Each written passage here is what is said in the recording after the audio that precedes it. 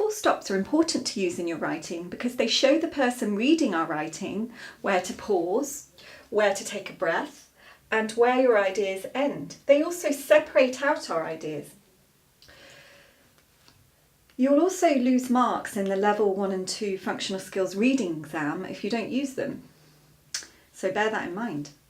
So it's very important that you understand where they need to go. In order to talk about where those full stops go, we need to know when the sentence ends. So if we look at this piece of writing here, there are no full stops here.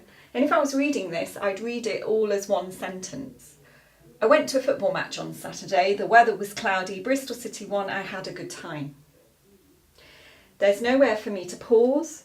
There's nowhere for me to take a breath, and there's nowhere to separate my ideas out. So I need to work out where those full stops need to go. Automatically, I know that there's going to be one at the end of my writing. And if we have a read through the rest, we'll see that we need some more. So let's put one here. Each sentence needs to include a full thought or an idea. I could put one after football match, but there's some extra detail here on Saturday, so I'm going to put it here after on Saturday. I went to a football match on Saturday. Stop. That means that the T has to become a capital letter.